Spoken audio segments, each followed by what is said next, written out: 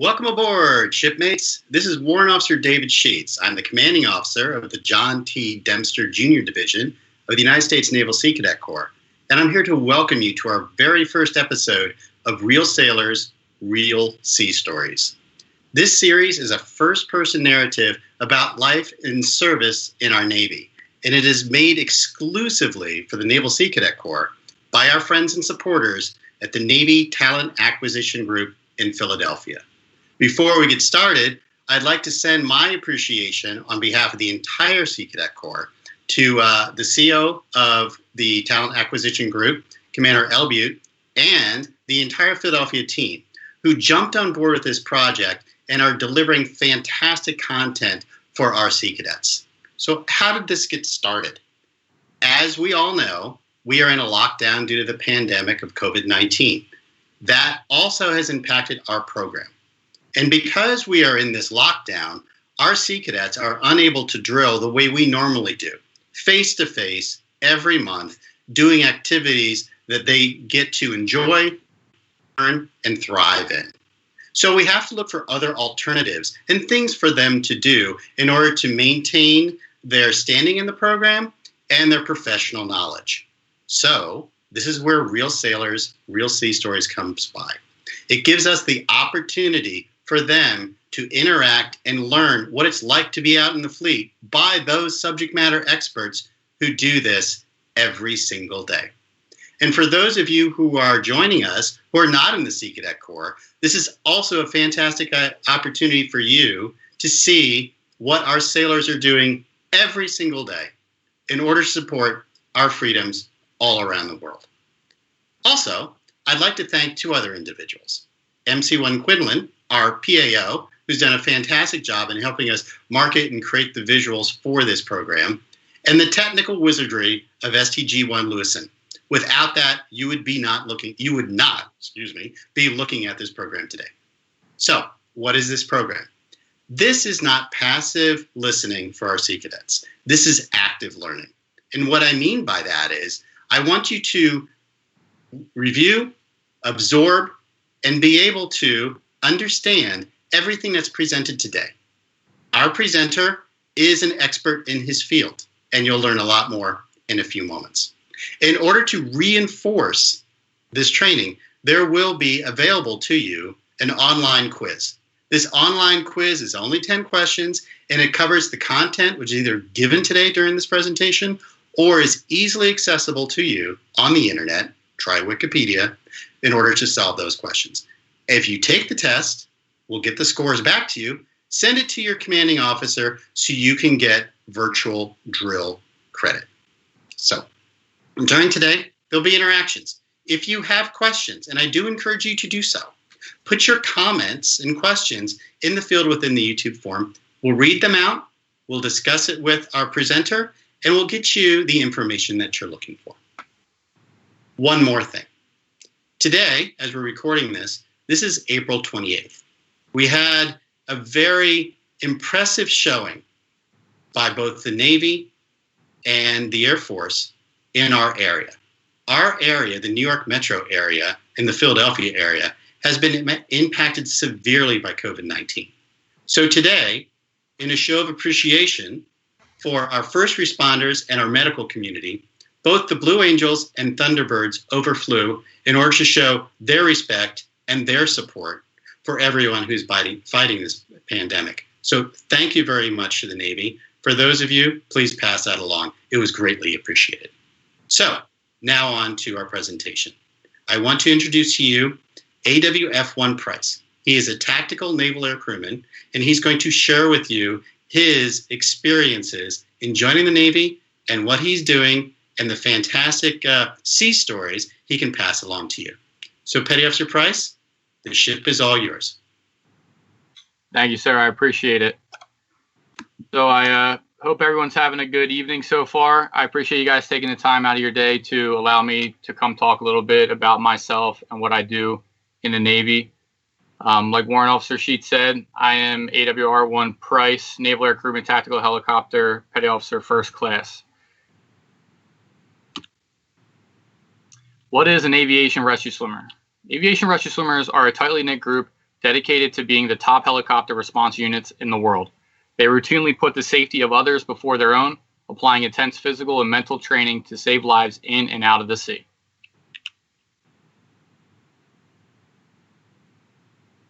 Here's a quick video for you to give you a better visual on what a naval aviation rescue swimmer is.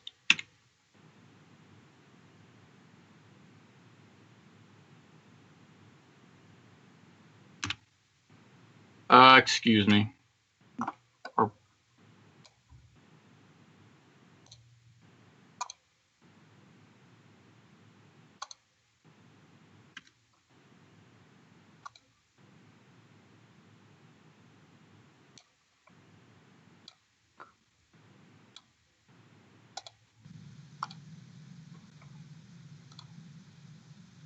Apologize for that. Here's the quick video. My name is Jamison Ware, and I am an aviation rescue swimmer in the United States Navy.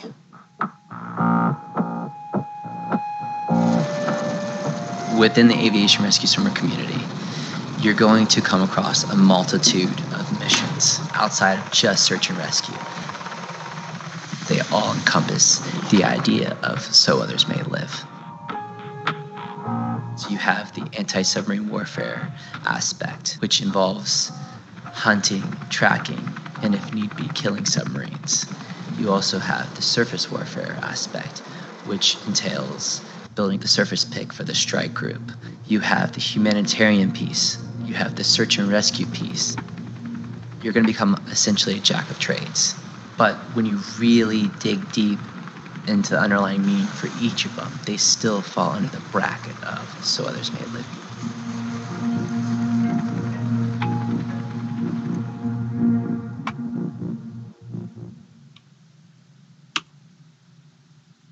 So a little bit about myself.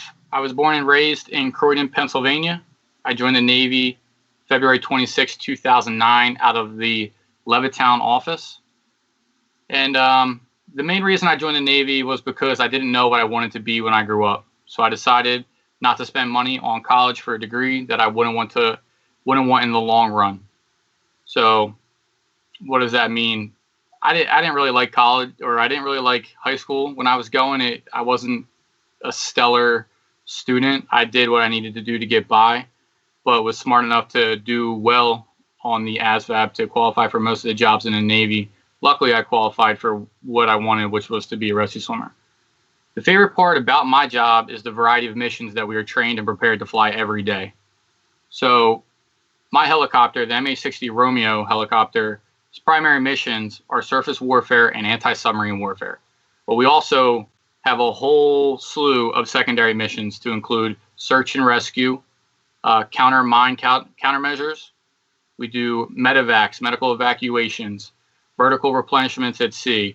The list really goes on and on. So I love being able to fly something different every day. So my two top Navy memories.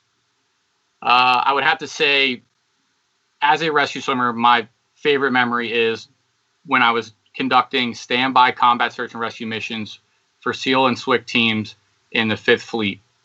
So 5th Fleet being the main bodies of water in the Middle Eastern area. And then my personal, as a sailor, favorite memory would have to be re-enlisting in the Philadelphia Eagles locker room in Lincoln Financial Field, which you can see pictured with the Super Bowl trophy behind me, which was just an incredibly humbling experience. They allowed us to walk onto the field. They had my name on the giant billboard saying thank you for your service, and it was just an incredible experience for me and my family as well. Where I've been stationed so far, prior to coming to Navy Talent Acquisition Group Philadelphia, I was a part of Helicopter Maritime Strike Squadron 4-6 in Mayport, Florida. It's where I learned everything I know about being a naval aircrewman. I went through a long line of schools, which I'm going to talk about here in a little bit, to get qualified to do my job, but I didn't fully learn and comprehend my job until I got to HSM 46 and worked with those men and women. First place I went in my Navy journey was Recruit Training Command Great Lakes, same place everyone goes to. So I I reported there, like I said, February 26, 2009, and I checked into Division 823. The 800 divisions at Recruit Training Command are for the Warrior Challenge jobs in the Navy. So what that means is anyone who is considered a candidate to be a Navy SEAL, SWCC, which is Special Warfare Combatant Craft Crewman, Navy Divers, Navy EOD, Explosive Ordnance Disposalmen, and then Navy Aviation Rescue Swimmers like myself.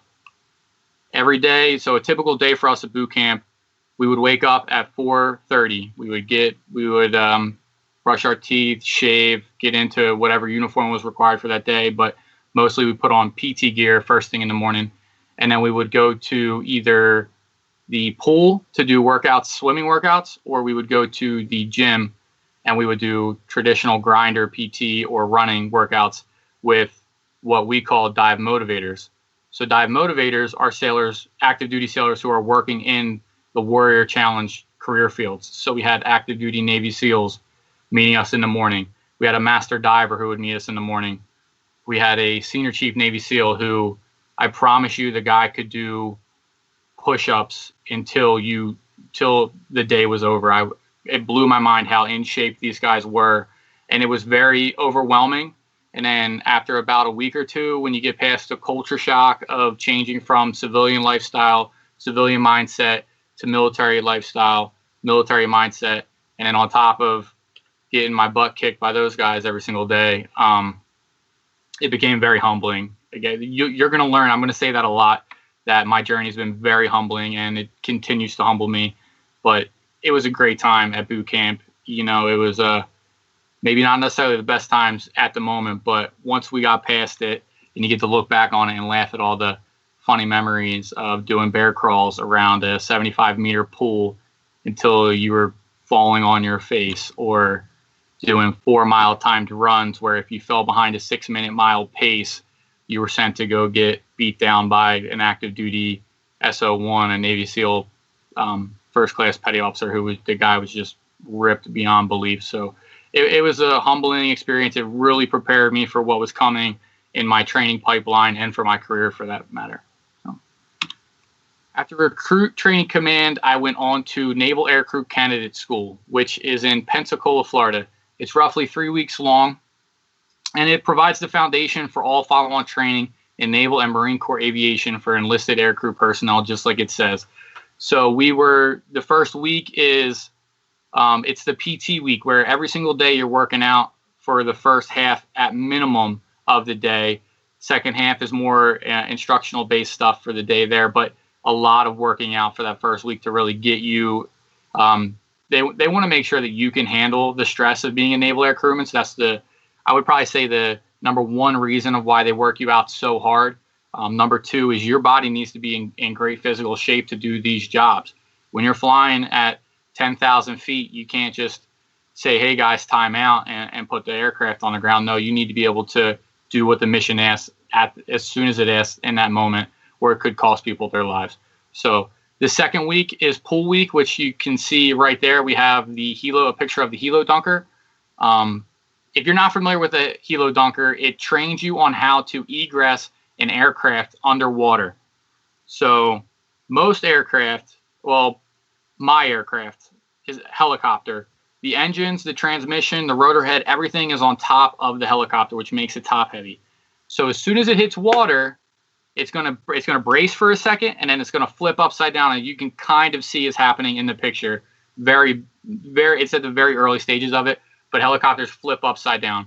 So part of our egress training is we have to strap in, like you see that naval air crewman right there, flip us upside down underneath of the water, and then we need to egress out of the helicopter. So how do you egress out of the helicopter? First things first, do not inflate your flotation. If you are in an aircraft that is going down with flotation on, you are going to be sucked to the whatever part of that aircraft is currently towards the surface of the water, and you're going to be stuck there as that aircraft sinks. Rule number 2, do not let go of that aircraft. You need to maintain positive control of that aircraft at all times, or whether or not your flotation is inflated, you will then be sucked to the top of that aircraft with or without the flotation if you do not maintain control. And then Once you are completely free of the aircraft, outside of it, you can then let go of it, obviously, push off, get as far away from it as possible, and start working your way towards the surface. So, and they taught us that wasn't the only part of pool week. A huge part of pool week is just being able to survive at sea for long periods of time. So one of the ways they test that is an hour-long swim in your flight suit. It's not fun, but it's not the hardest thing in the world. You know, you're swimming, you got the chafing going on of the flight suit when it's soaking wet in the pool. You got everyone else around you kicking, as I'm sure warrant officer remembers, getting kicked by the other swimmers in the pool with you. But it's just something, again, you're being tested, you're pushing yourself through it, you're proving that you're going to keep yourself alive in an open ocean situation, which hopefully, I'll knock on wood, I never have to experience. From there, I went down the street to Aviation Rescue Swimmer School in Pensacola, Florida. I'll talk a little bit more about it after this video.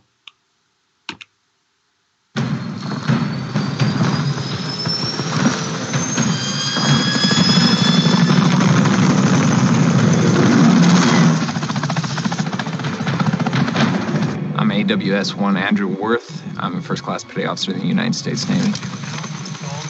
Chief Naval Aircrewman Jeremiah Wilkins, United States Navy. My name is Solomon Padilla. I'm an AWS2. I'm a rescue swimmer in the United States Navy. Airman Christie, United States Navy. And graduating rescue swimmer school was hands down the best day of my entire life. SAR stands for Search and Rescue. You have to find what it is you want to do and go get it. There's probably not a better feeling at the end of the day knowing that you can go out and save someone's life one day. Our training's extremely tough to become a rescue swimmer. You swim every day, run every day, push-ups, sit-ups, pull-ups, and you just gotta want it. They put so much time into you and they make sure you're the right guy for the job. They're not going to send you out there if you're not. We train at night, during the day, and we train at the hardest level possible. That way, when the rescues come, we're not throwing a curveball. We are fully prepared to execute our mission to the highest level possible.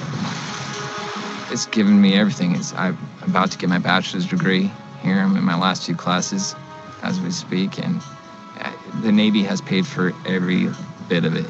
It's been really easy getting that school done. It's easy when you have the money available to you because the Navy just pays for it.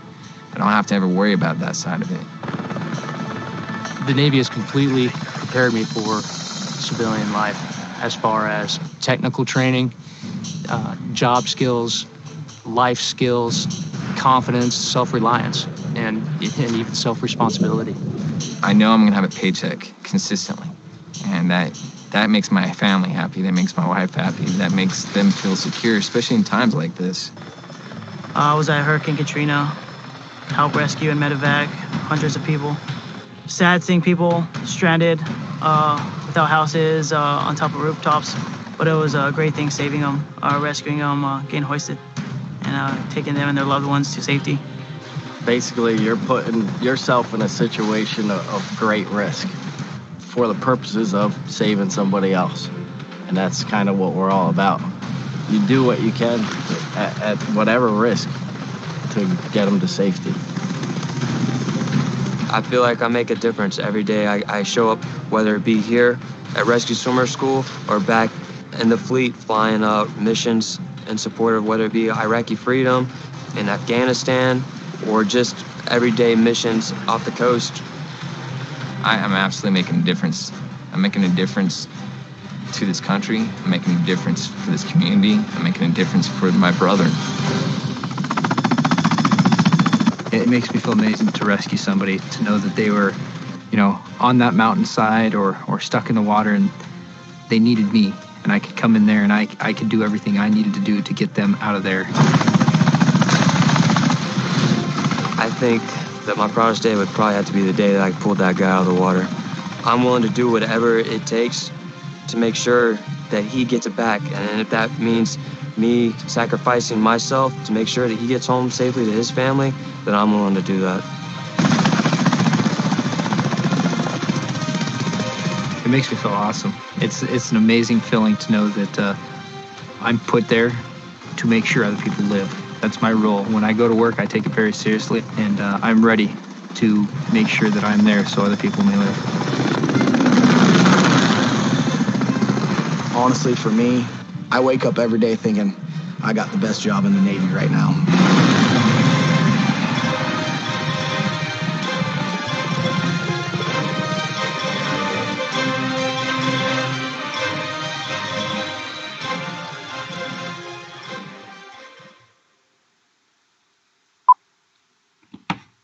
So, Aviation Rescue Swimmer School. Again, it's still in Pensacola, Florida. It is 5 weeks long, and it is one of the most challenging things I ever did in my life was push through Aviation Rescue Swimmer School. It is constantly being worked out, constantly swimming. Something that I underestimated going into Aviation Rescue Swimmer School was the educational side of it. On top of being worked out every day, swimming every day, they're also teaching you every single day along the way. And you need to, what you learn today, you need to be able to pass the test for it tomorrow. And it needs to become verbatim, like safety checks, which is something we do to ensure that when we lift somebody out of the water, they're not still entangled in parachutes or any kind of debris that could cause them harm on their way up to the aircraft. So it's challenging on every aspect, physical, mental, and then the educational side of it, because the entire process, you are part of what's called a drop-on request program. So at any point, even to today, I can say, hey, I don't want to do this anymore. I'm going to drop on request. And it's just the entire time you're fighting that thought process of I can't do this anymore. I can't do this anymore. And that's why the Navy has a policy where they say, I can, I will, right? The Navy's not going to ask anybody at any point to do something that they are not able to do. But the thing is, we are going to ask you to do something you've never done before. So we need you to realize that we know you can do it. So you need to have the I can attitude. And once you adapt to that I can attitude and you fully embrace it, then you will be able to do it. So that's a huge part of what we learned at Aviation Rescue Swimmer School was pushing through those stressful times, those hard times, and knowing that we can do everything they're asking us to do. So again, look back on it, and it was a phenomenal 5 weeks of my life, and embrace it. So from there, I went down to the other side of the base to Naval Aircrewman A School, where they train the world's finest combat quality aviation professionals. That is where I learned my two primary missions, which is anti-submarine warfare and surface warfare. That's where I learned how to read sonars, right? So fun fact for you, I can use a radar to look at almost anything going on in the world. I can use satellites to look at almost anything going on in the world. But once a submarine goes underneath the water, the only way you're going to be able to find it, well, there's actually two ways you can find it. Using sound traveling through water or using magnetics. So that's where we learned how to read sonograms. So we look at the different measurements of sound, where they're coming from.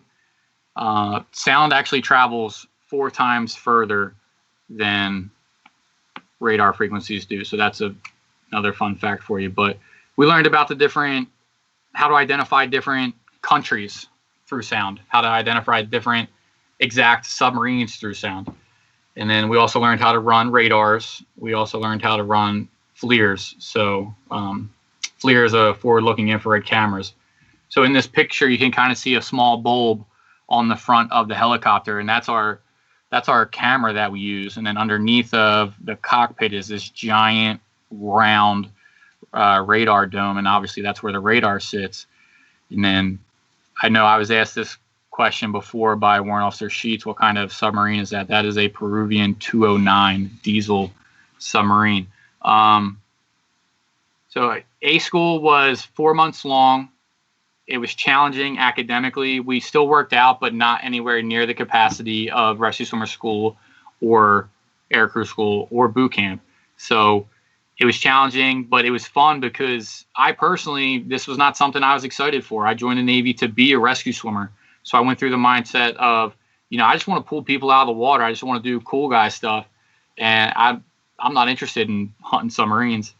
And then you kind of get into the game that, like, I would compare it to a video game and trying to play games with what's going on with some submarine commanders, what's going on in his head. What is he doing with his submarine? What is he trying to make me think he's doing? How do I want him to think that I want him to do something else? We're trying to counter each other the entire time. And submarines are very capable of knowing what we are doing as well. So it's a lot of fun to learn how to, the first challenge is there a submarine? Yes, there is a submarine. What kind of submarine is it? But it was a lot of fun. It still is a lot of fun. Petty Officer Price, one of the questions that comes up before we switch into SERE School has to do with anti-submarine warfare. Many people don't really understand or get a grasp of why is that important? Why do we care where submarines are, particularly things like ballistic missile submarines? So it's part of the mission, but why do we concentrate on it so much, and why do we invest so much time and money finding these things? So the best way that I can explain to someone who isn't really aware with the way that what's going on with today's military or today's Navy, without getting too far into it, is that they say that the most important thing the Navy has is an aircraft carrier. The first thing that the president asks when anything happens in the world is, where is the closest aircraft carrier? But I beg to differ.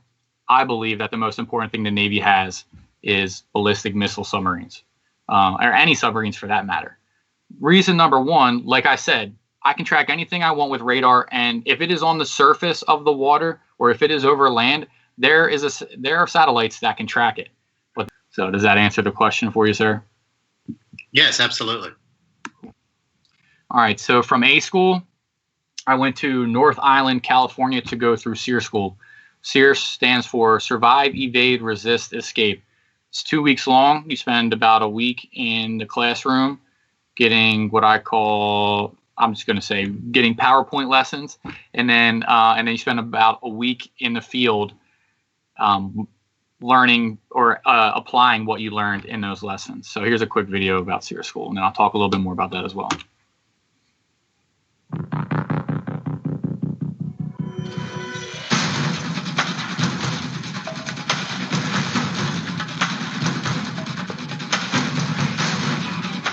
You're going to be hot, you're going to be tired, you're going to be miserable, wishing you didn't come here. My job is to give you the tools and teach you that you have the willpower to survive this. We train the best for the worst, and that's it. So we are out here today starting off the field phase of training for SERE West, where the students are going to learn how to survive and evade through this arid high desert terrain. The purpose of this training, when you boil it down, is we're teaching our students to survive and return with honor from any isolating incidents. It's teaching the basics, not just on hiding, but navigation, how to procure water, how to procure food. It tastes so good, you should try it. Does it? So we train in this area for one reason, because it's very similar to a lot of the areas that we are deploying to. It's also one of the hardest environments that you can live in. So if you can survive here, you can survive almost anywhere. But we can carry it back with us. We'll wash it off when we get down there, and we'll eat it. There's plenty of physical barriers, obviously, when you're in a survival situation. But the hardest ones they're mental. You have to have the will to survive. If you're trained to do this, it's not that hard. But going through the training to learn it, developing that grit, that inner strength, to want to get through it, that's the hard part. There's a chance that this could happen.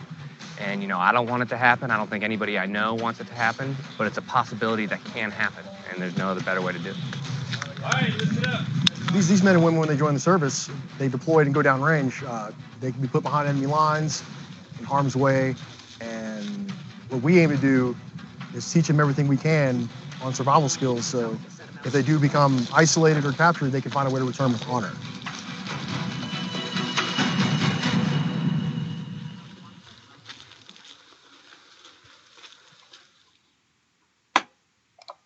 So the best way I've ever heard SERE School described from the words of a student is, it's the best training I never want to do again in my life. First thing they teach you is how to survive, right? Survive off the land, acquiring water, acquiring shelter, acquiring food. Next thing is evade, right? Evade and capture. So resisting is not giving up information when you do become a prisoner of war or a hostage. And then the final part of the acronym is escape and capture. So what I usually, I spent 5.5 days out in the field. They don't give you food the entire time. The only thing they give you is water. I lost 17 pounds in that 5.5 days. It was a weird, very weird 5.5 days. You go through being, a lack of nutrition has an effect on your mindset, has an effect on everything. So I drank a lot of water. You have to drink a lot of water, but at one point, it's a training scenario, but at some point it starts to become real. And with the lack of nutrition, your mind starts to have a hard time keeping track of what's real and what's not. But the best way I've ever heard it referred to as the best training I never want to do again in my life, because if I do happen to become a prisoner of war, I have a very good idea of what is coming and how to prepare for what is coming. And nothing will fully prepare you, but at least I have that, that jar to check my mind into to get through that time when it comes. So, as you noticed in the video, if you were paying attention, is they didn't show you anybody's names. There were some faces that were blurred out. So there's not a whole lot that I can tell you about SERE School. We do sign page 13 saying we won't talk about SERE School. So we're just going to move on from that one. But best training I never want to do again in my life.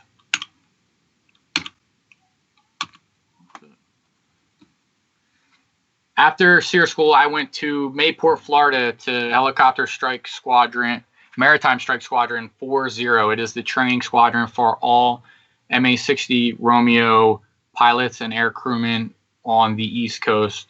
On the West Coast, their brother squadron is HSM 41. They provide quality training to fleet replacement pilots and air crew so they may fight and win at sea.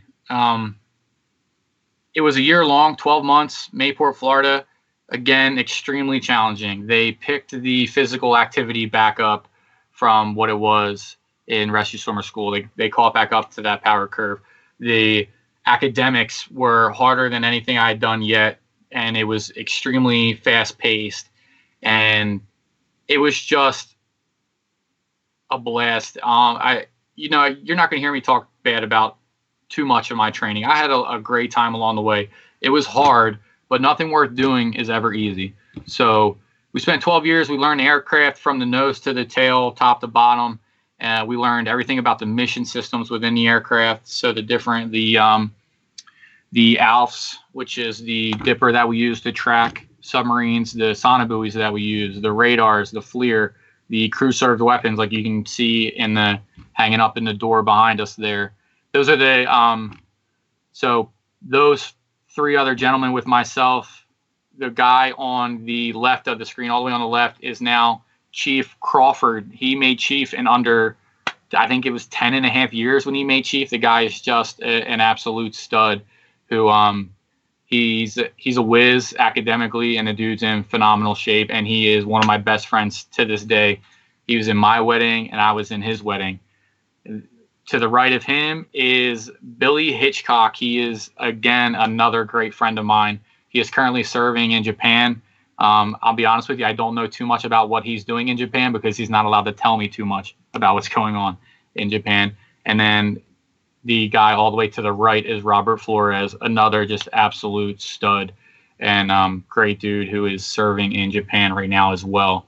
So what I'm getting at there is these three guys have become my brothers. Like, we claim that the rescue swimmers and all air crew are a very tight brotherhood, which we are, but you're looking at my three tightest brothers who I've been with since, actually I was with them in Pensacola, but when we were in Mayport, Florida is when we got the closest. Billy Hitchcock just had his first daughter, Lucy, 3 months ago.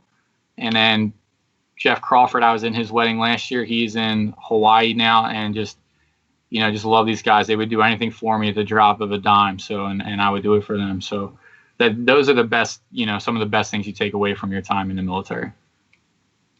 So after Fleet Replacement Squadron 46 or 40, I went to Helicopter Maritime Strike Squadron 46, where our main mission was to train and support combat-ready detachments for assignment to individual air-capable ships and carrier strike groups. So that's a picture of our shop right there. That was on the change of command, which means our commanding officer turned over command. It was such a tight-knit group of guys who taught me everything I know about my job to this day. I had the wealth of knowledge in my brain. They showed me how to apply it, and what to do, what not to do, what mistake. You learn from each other's mistakes. You really learn to love each other like brothers. And it was 6 of the best years of my life. I'll be completely honest with you. I love it, and I cannot wait to get back to the squadron mentality, which I'll be going back to in about a year. So while I was at HSM 46, I did 2 deployments and countless underways. So I deployed on the USS Bulkeley and the USS Churchill. I'm going to talk a little bit about them. And then I also did some time with the Roosevelt Strike Group and the Truman Strike Group. So my first deployment was on the USS John D. Bulkeley, DDG 84. Top center, that is my detachment. We deployed with a great group of guys and girls. We spent 9 months out at sea with each other, and it was just a great time. It was exactly what you want out of a first deployment. It was long, which makes the rest of my deployments from here on out seem short. My wife, who was in the top left picture, was my girlfriend at the time, and it was kind of the big test. We knew that if we could make it through a 9-month deployment, that we got a pretty good chance of making it through anything. And you think you love somebody, and then you get through a deployment with them, and then you really learn what that's all about. We were tight with the whole group. So the bottom right picture, where you can see a gentleman handed me the Navy Achievement Medal, that is the Secretary of the Navy at the time, the Honorable Ray Mavis. And it was just, so having, you guys are the Sea Cadets, so I half expect you guys to know who the Secretary of the Navy is. And who's above him, the SecDef, and then you get to POTUS. But having someone like that come out and be humble enough to hand me my first Navy Achievement Medal was just, it was again humbling, like I said, and it was a great experience for him to look me in my eyes, to shake my hand and thank me for what I've done, what I did on that deployment was just, it was cool. And then the bottom left. So I'm a big Eagles fan. If you didn't catch that from re-enlisting at the Eagles Stadium, we missed Christmas, which I thought was big. And then you'll hear what I missed on my second deployment. But what our ship did is they have the Family Readiness Group, the FRG.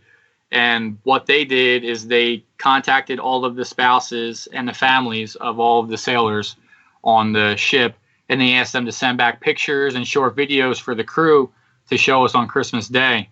So my wife and my mom got my whole family together in all their Eagles gear, and they made that huge Happy Holidays USS Bulkeley sign, and they made a video that said, Merry Christmas, thanks for all you guys do, go Eagles. And it was just cool. And it was funny because for the next week or two, walking through the ship, I was the Eagles guy. I was like, you're the guy with the Eagles family, right? Because they send a bunch of pictures. They play a huge slideshow.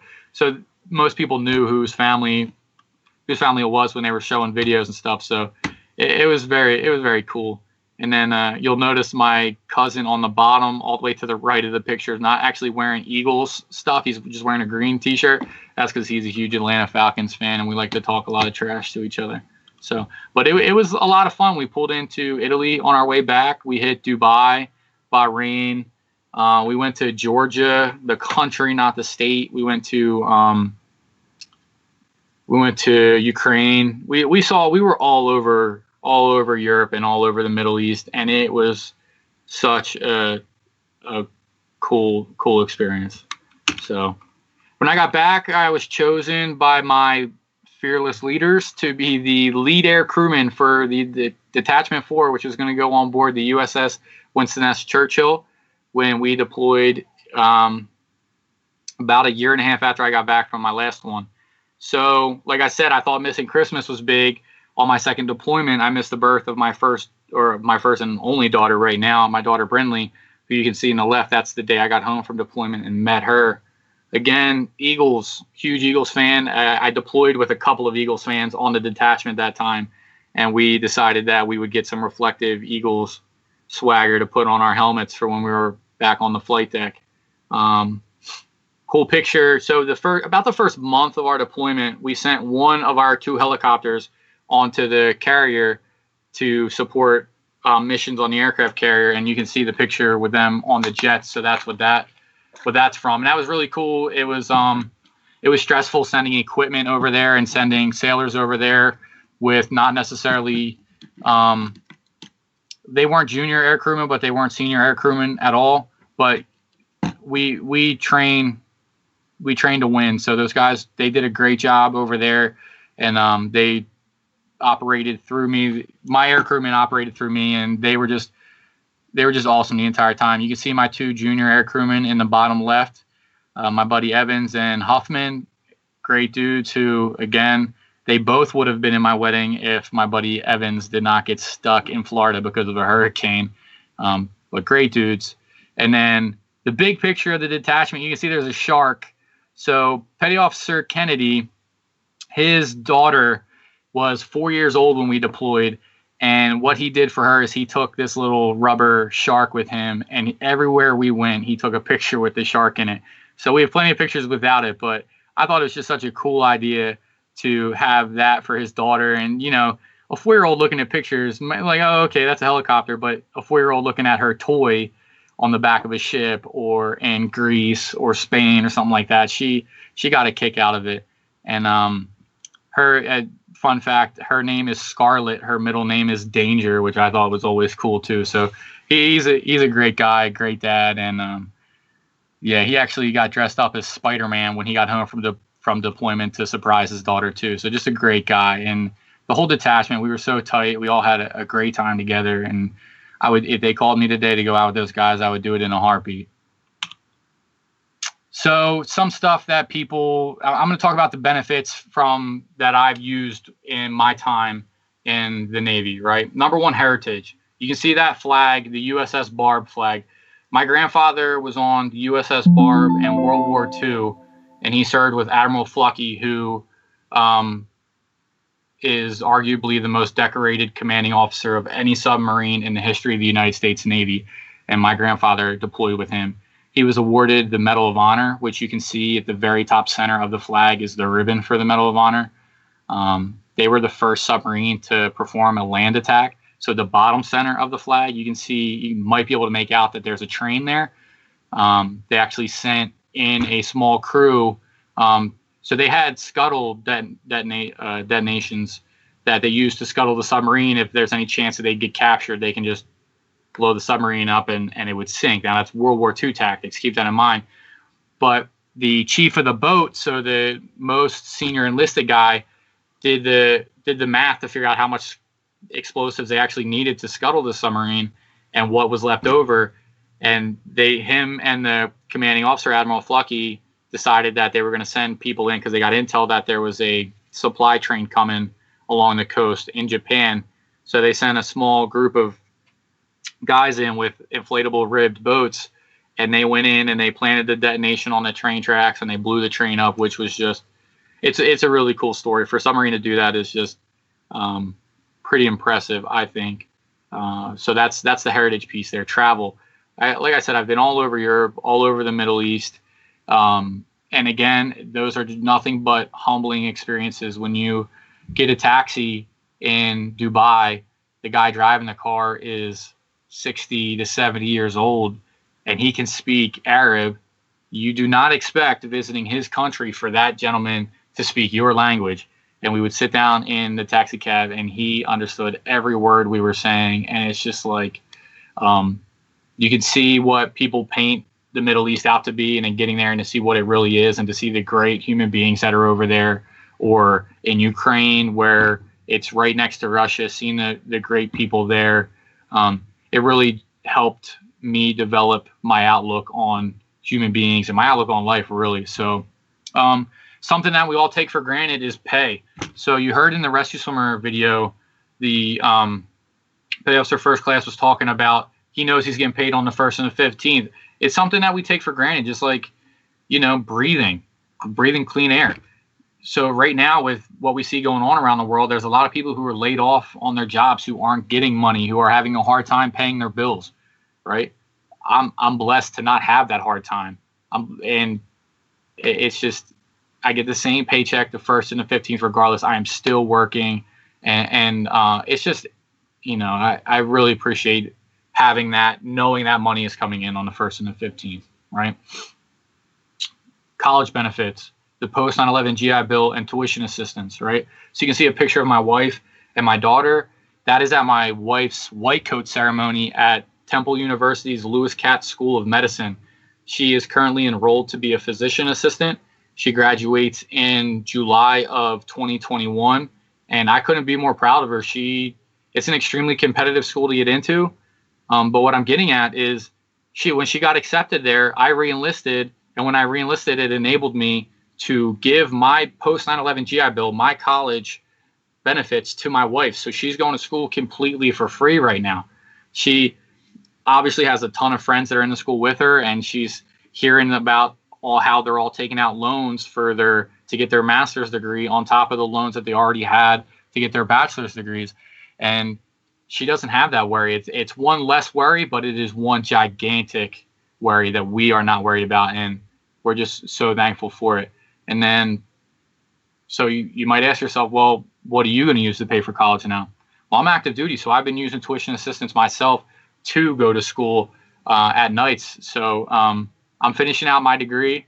So I'm not going to tell you it's not challenging, but it's something that you just have to make time for. You got to prepare yourself for, well, at least I have to prepare myself for when my career is over, and that's exactly what I'm doing. Leave, 30 days of leave every year. I love it. I love being able to take time off and go see Italy for a week with my wife if I want to, or go down to Florida and see my friends who I was stationed there with. So, and then the bottom left corner, you're going to see again a picture of my wife. That's about a week after she had her entire stomach removed. So my wife tested positive for the mutation of the CDH1 gene, which increased her risk of stomach cancer to 80%, right? So the doctor said, you're taking a huge risk by not taking your stomach out right now. The type of cancer that it was, it spreads. It doesn't create one giant tumor. It spreads throughout the cells. So it's really extremely hard to detect. So they said we need to take it out, right? And healthcare is something that you guys, as the Sea Cadets, you're still really young. You don't understand how expensive healthcare is. But my wife, I saw her bills coming in from TRICARE, and we get to see how much the hospital billed, how much TRICARE was willing to pay, and how much we got billed. The hospital wanted to bill over $500,000 for this procedure.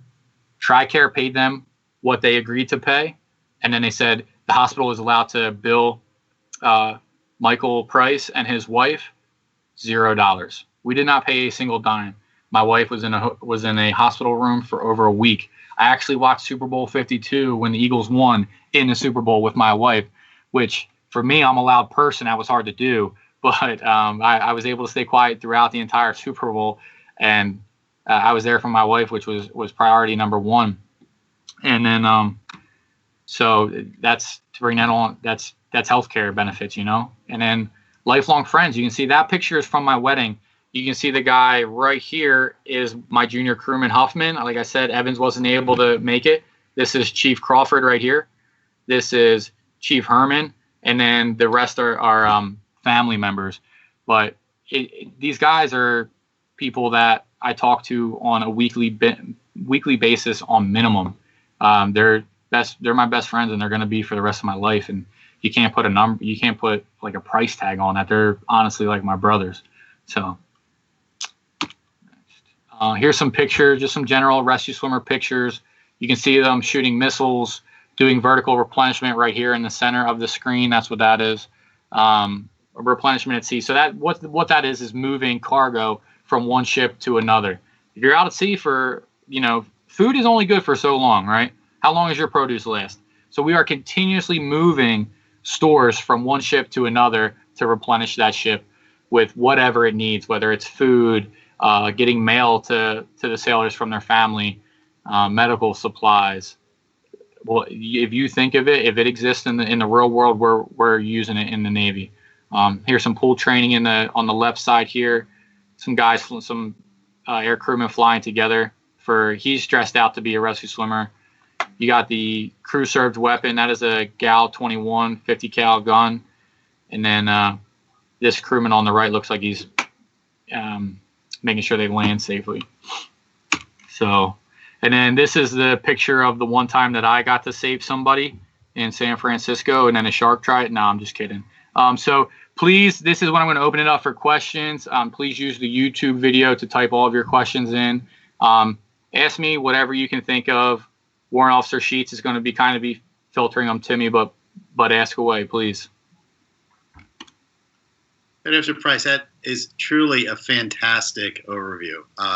Completely relatable to me, since you and I had similar paths, but you went the rotor wing and I went the fixed wing. But, looking at SERE School, looking at the Helo Dunker, all that brings memories, and you are 100% dead on in relationship to experiences and friends. And even myself, doing this many years ago, my best friends were the AWs that I served with out in the fleet to this day. So, that camaraderie is there.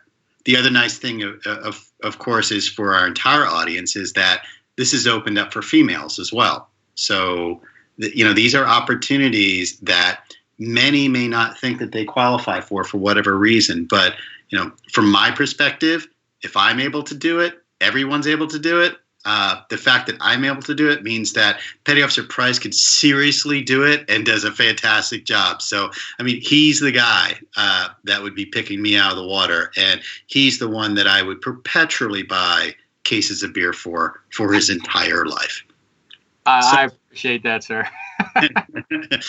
So here's a few questions that we got ahead of time. And as we said, start asking your questions within the chat window, and we'll relay those answers to you right away. First question is, what would be the best pathway for you to get where you are today? So if you had to do it all over again and start from scratch, how would you start? Would there be anything you would do differently?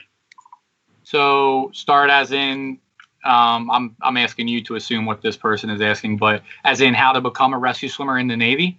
Yes. And I would assume it's like with all the skills that you had to build upon, say like through the special division within RTC Great Lakes or through SERE School and all that type of stuff, you walked into that feeling that you were probably prepared until you got there. Yes. So when I was 18, I enlisted when I was 18. I went to boot camp when I was 19. I was in immaculate shape, and I was extremely comfortable in the water. Now, it's easy for someone to raise their push-up numbers, raise their sit-up numbers, their pull-ups, to improve their run. Run can be a little bit harder than the rest, but the hardest thing is being comfortable in the water. And I'm sure you remember, sir, when you were in aircrew school, just the challenge of being in the water in aircrew school can be very underestimated by people. So being comfortable in the water is the number one thing. So how would you get there? I would go talk to a Navy recruiter, or I would visit Navy.com. They're going to have a lot of great information. And then within the recruiting districts, there are what are called mentors and coordinators. So the mentor is a retired civilian or retired veteran who worked in one of the 5 Warrior Challenge jobs. And all 5 of those jobs, you need to be very good at swimming and very comfortable in the water. And a huge part of their job is to help you develop that comfort and to get you better at swimming. So there's also great information out there on Navy.com and on YouTube as well that talks about swimming strokes and stuff like that. So there's huge resources out there. You might not know they're there, which is why I tell you to go find a Navy recruiter or go on Navy.com. They'll point you in the right direction, and you really want to talk to those Warrior Challenge mentors as well. Another question that came through may seem straightforward, but there might be something more to this. Can you parachute out of a helicopter? So, yes, you can, but I don't know which way that you're thinking. So we can fly up to 10,000 feet and we can jump Navy SEALs out of our helicopter, and they can free fall and then open up their parachutes as long as they are far enough away from the helicopter where the rotor arc, the power of the rotor arc is not going to pull that parachute back up into the rotor blades. So I do not fly with a parachute. If there's an emergency in that helicopter, I'm riding the helicopter down to the surface, whether it be on the water or on land. And we have emergency procedures that prepare us for that exact situation. But we do not carry parachutes in order to jump out of the helicopter. It's not going to work like it would with an airplane, where the airplane keeps going forward and you jump out and keep going. If I was to eject, you can't do that with a rotor head. So does that answer your question? Hopefully. Probably, yes. I think ejecting through the rotor blade is not a good idea. Yeah. And ejection seats don't shoot down for a good reason. Yes. Okay. One of the questions that just came through live was, if you were able to do all the training again, all of it, would you? 100%. Like I said, I had a lot of fun going through the training pipeline. It was extremely hard, extremely challenging. And, it built calluses on my body. It built calluses on my mind. It made me who I am today.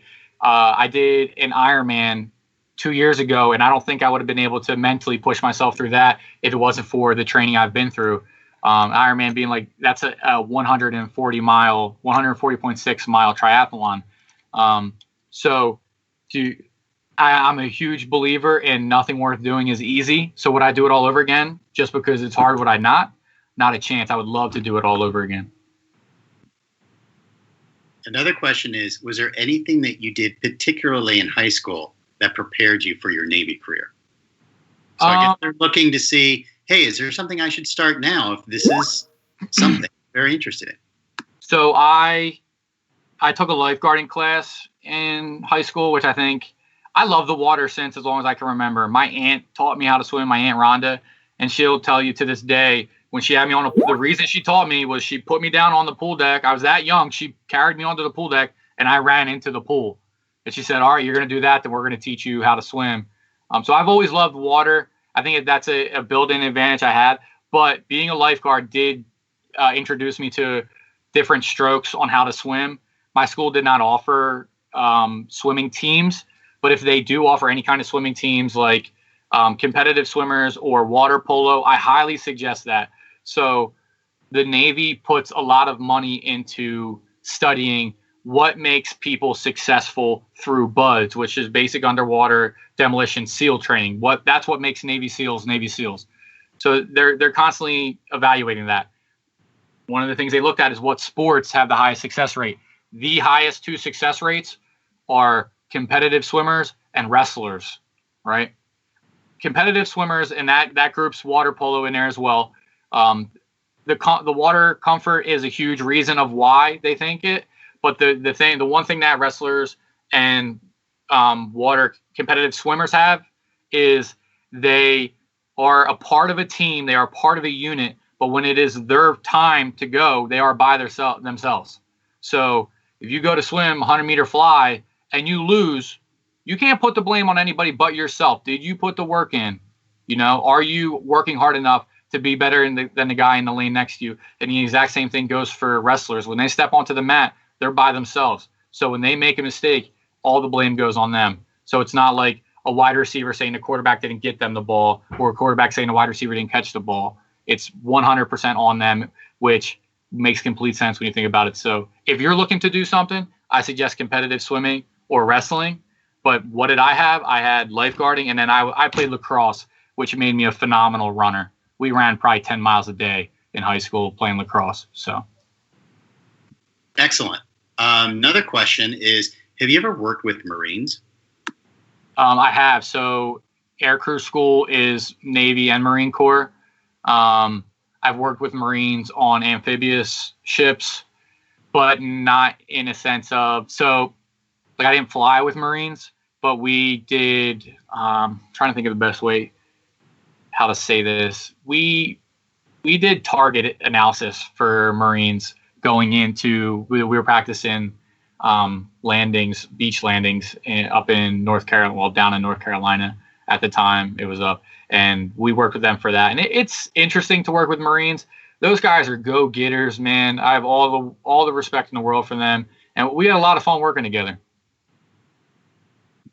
Great. Another question has to do, again, with this training is, what is the mentality that you should have during these types of trainings that you went through? Like, what is your mindset? Man, that's a really good question. So I would say that if you go into the mindset with the mindset of, I just want to get through this and not quit, I don't think that's the right mindset. The mindset needs to be, you have to go through this, you have to learn this, and you need to learn to have fun with it, right? Like small victories. That's what they told us at SERE School. Enjoy the small victories. When I would go through rescue swimmer school, I was a great runner and a great swimmer.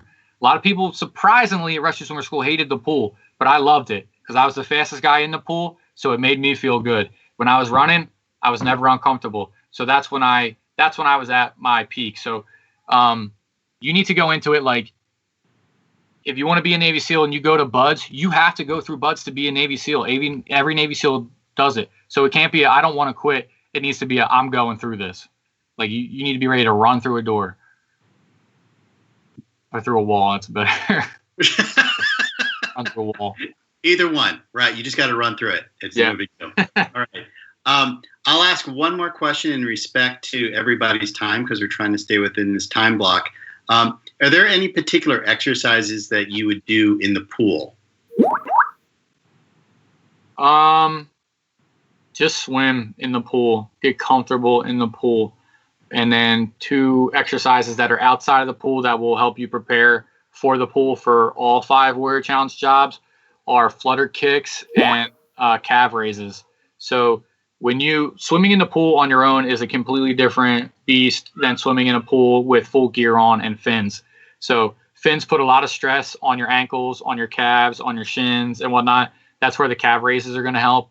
And then the flutter kicks are going to help your core build up to be prepared to kick those fins.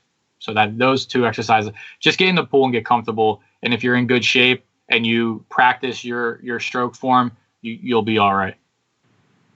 All right. So we'll wrap it up with this one question. And I think this is very, very good for our cadets, particularly in the environment that we live in and the challenges that they have to face in their daily lives.